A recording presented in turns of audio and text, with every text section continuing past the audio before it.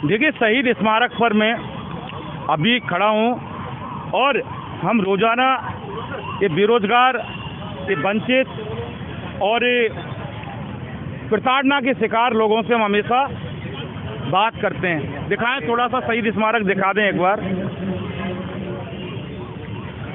यहाँ इस वक्त एडिशनल डिग्रीधारी जो ये चयनित शिक्षक हैं, इनसे हम बात कर रहे हैं।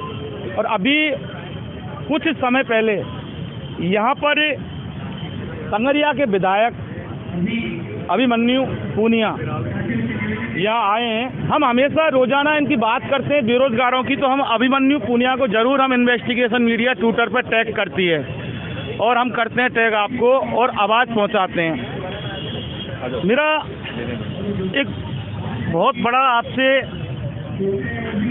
इन लोगों की तरफ से एक सवाल है कि उधर युवा मित्र बैठे हैं, एक युवा मित्र की जान चली गई, सरकार की तानाशाही रवैया जैसा कि ये कहते हैं। इधर रीट वाले बैठे हैं, इनको तारीख पे तारीख AG और AAG नियुक्त हो गए, लेकिन अभी तक इनको कुछ नहीं मिला। इधर ये एडिशनल डिग्रीधारी हैं, इनका सिर्फ कसूर ये है कि इन्होंने 3 के बाद एक एक्स्ट्रा डिग्री ले ली। तो सवाल ये है कि सरकार अभी सत्ता में आए कुछ दिन हुए हैं और अगर इसी तरह से पूरी तरह से राजस्थान के बेरोजगारों से सरकार अगर घिरी है, तो क्या फिर ऐसे में पूरी तरह से ये जो सरकार अपना समय निकालेगी या फिर जो बेरोजगारों में जो आक्रोश है इस समय उसका कहीं ना कहीं होगी शिकार होगी, ये बताएं। देखो, इस समय सरकार जो है भाजपा की राजस्थान के अंदर, राजस्थान के जनमानस ने भाजपा को जनाधार दिया, भाजपा को सत्ता के अंदर बिठाया, लेकिन जिस प्रकार से राजस्थान के मुख्यमंत्री जी, राजस्थान के अंदर भाजपा की सरकार ने युवा मित्रों को बाहर निकाला, आज 3rd ग्रेड 2nd ग्रेड सीधी भर्ती को लेकर एडिशनल जो नियुक्ति नहीं कर पा रहे हैं, आज रीट के विद्यार्थी धरने पर बैठे हैं। ये शहीद स्मारक लगभग बेरोजगारों से भर चुका है और वो युवा साथी यहाँ पर बैठा है जिस युवा साथी ने अपनी मेहनत से परीक्षा पास की है, उसको नियुक्त नहीं किया जा रहा है। जिसने नौकरी सुविधा पर लगा है उसको नौकरी से हटा दिया गया है। राज बदल गया। हम कहते हैं कि आप काम करो, हम आपके साथ हैं जी, लेकिन 2 महीने के अंदर युवाओं को बेरोजगार करना, चिरंजीवी जैसी योजनाओं को बंद करना, ऐसी योजना भाजपा कर रही है और भाजपा एक हठधर्मिता के रूप में राज्य के युवा को ठग रही है। इसका जवाब युवा कांग्रेस 21 तारीख को मुख्यमंत्री आवास का घेराव कर देगा। इन तमाम युवा साथियों के साथ हम लोग खड़े हैं। पहले भी हम इनके बीच में आए थे और आज भी बहुत से साथी मेरे साथ रहे हुए साथी हैं, संगठनों में, सामाजिक संगठनों में काम किया हुआ साथी है। इन लोगों के साथ युवा कांग्रेस पूर्ण रूप से तैयार खड़ी है और इनकी लड़ाई हम लोग राजस्थान सरकार से तब तक लड़ेंगे तब तक राजस्थान सरकार को इनके सामने झुकना नहीं पड़ेगा। भजनलाल, सरकार से सीधा सीधा ये संगरिया विधायक के अभिमन्यु पूनिया का साफ कहना है कि आप काम तो करो सरकार, ये कांग्रेस वाले आपके साथ खड़े हैं, लेकिन सवाल ये है कि आप काम क्यों नहीं करते। दूसरी बात, ये मेरा जो एक सवाल ये भी है कि एक डॉक्टर किरोड़ी लाल मीणा जब इस कांग्रेस की सरकार थी तो पूरी तरह से वो लाइमलाइट में होकर और फुल फोरम में इनकी आवाज़ उठाते थे और जो भी पीड़ित वंचित होता था तो कांग्रेस की सरकार को घेरते थे। लेकिन आज यहाँ बेरोजगारों से बात करने के लिए डॉक्टर मीणा ना तो आए, ना उनका कोई नुमाइंदा आया, और जब युवा मित्र महिला वहाँ गई थी तो उनका क्या हाल हुआ वो सारे राजस्थान ने देखा, सारे हिंदुस्तान ने देखा। देखो, मैं किरोड़ी लाल मीणा जी से कहना चाहूँगा कि आप सरकार में इस समय मंत्री हो, पावरफुल मंत्री हो, उस समय जब युवा साथियों के बीच आप आते थे, युवा साथी आपके साथ कंधे से कंधा मिलाकर मजबूती से खड़ा रहता था। हमारी बहनें जब अपनी बात रखने के लिए मंत्री जी के आवास पर गई, जब आप कैबिनेट मंत्री होते हुए जन सुनवाई महिलाओं की नहीं कर सकते, उनके ऊपर लाठीचार्ज करवाना, उनको अपने मकान से खदेड़ना, आप कहीं ना कहीं ये राजनीति का जो विश्वास था वो खो चुके हो। और राज्य का युवा जानता है किरोड़ी मीणा जी को कि उन्होंने सिर्फ अपने राजनीतिक रोटियां सेकने के अलावा युवा साथियों का जो उन्होंने यूज किया युवा साथियों का, जो उन्होंने विश्वास ठगने का काम किया।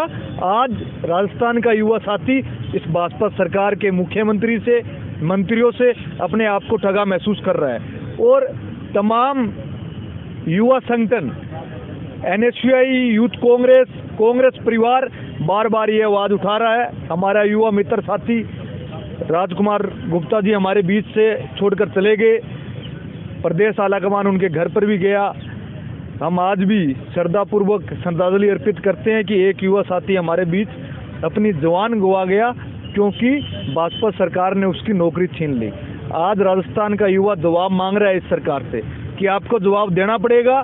मुख्यमंत्री जी को कहना चाहूँगा कि आप समय रहते इन तमाम मुद्दों को संभालें, नहीं तो आने वाले समय में राजस्थान की सड़कों पर आपको युवा देखने को मिलेगा और आपकी सरकार से युवा साथी आपके MPs के बंगलों को घेरने का काम करेगा, आपके मंत्रियों को घेरने का काम करेगा और आपको घेरने का काम करेगा। ये यानी कि जो सीधी सीधी भाषा में अगर बात की जाए तो डॉक्टर किरोड़ीलाल मीणा ने जब वो विपक्ष में थे तो सिर्फ इन युवाओं को यूज किया, और ये मसीहा बनने का सिर्फ एक ड्रामा था, एक नौटंकी थी, इसके अलावा कुछ भी नहीं था।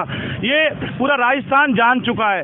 सवाल ये कि डॉक्टर मीणा, जिस तरह से आप रैली और रैला करते थे, हजारों युवा आपके साथ होते थे, हर संघर्ष में आपके साथ खड़े थे, और आपने वायदा किया इनसे कि पेपर लीक, भ्रष्टाचार और जिस तरह से युवाओं को जो दिल जीता। लेकिन सवाल यह कि आपने इन युवाओं के साथ धोखा किया, आपने राजस्थान के भविष्य के साथ धोखा किया। ये राजस्थान का भविष्य यहाँ सड़कों पर सो रहा है, ये कड़कड़ाती ठंड में, लेकिन आपको नजर नहीं आता। और जब इंसाफ के लिए महिला युवा मित्र जाती हैं तो आपने कैसा हाल किया, सवाल ये है। और आप ट्वीट करके आपने पल्ला झाड़ा कि ऐसा नहीं करना चाहिए था, लेकिन कर दिया। तो सवाल ये कि आपने क्या किया, क्या कार्रवाई की। सवाल अब मेरा एक लास्ट सवाल है, राजस्थान का भविष्य का अब क्या होगा? राजस्थान का भविष्य भाजपा के हाथों के अंदर नहीं है। राजस्थान का भविष्य जो युवा साथी जिन्होंने उनको कुर्सी पर बिठाया है, वो युवा साथी उनको कुर्सी से उतारने का काम भी कर सकते हैं। आने वाले समय में भाजपा सरकार को समय रहते नहीं संभाला युवा साथियों को, तो आज भी कह रहा हूँ कि उनको कुर्सी से हटना पड़ेगा, उनकी कुर्सी उनको छोड़नी पड़ेगी, नहीं तो युवा साथी उनके घरों को रोकने का काम हो, उनको नज़रबंद करने का काम युवा कांग्रेस का साथी और तमाम राजस्थान का युवा करेगा। देखिए, सरकार, राजस्थान के युवाओं ने आपको कुर्सी पे बैठाया है, और अगर आप इनकी समस्या को नहीं सुनेंगे, इनको हक इंसाफ अगर नहीं दिलाएंगे, तो यही युवा राजस्थान का आपको कुर्सी से उतार के नीचे फेंकेगा। क्योंकि आप पर्ची सरकार हो, तो पर्ची से सरकारें नहीं चलती। सवाल ये है, और इनके हक इंसाफ के लिए आपको क्या करना है, तो एक बार राजा साहब से फोन करके पूछ लो, जाके पूछ लो कि इतने सारे राजस्थान के बैठे हैं साहब कि मेरा अस्तित्व खतरे में आ जाएगा इस पर्ची। तो आप पर्ची से तो आपकी लॉटरी खुल गई, लेकिन वहाँ मोदी सरकार से और वो मोटा भाई अमित शाह, उनसे पूछें कि आखिर इनका क्या फैसला करना है। क्योंकि ये आपके अपने, वो वहाँ दिल्ली वाले हैं, लेकिन आप राजस्थान के हैं और ये भी राजस्थान के हैं। सवाल ये है कि बहुत भारी आपको पड़ जाएगा। इन्वेस्टिगेशन मीडिया के लिए शहीद स्मारक से पवन कुमार के साथ मैं जितेंद्र शर्मा।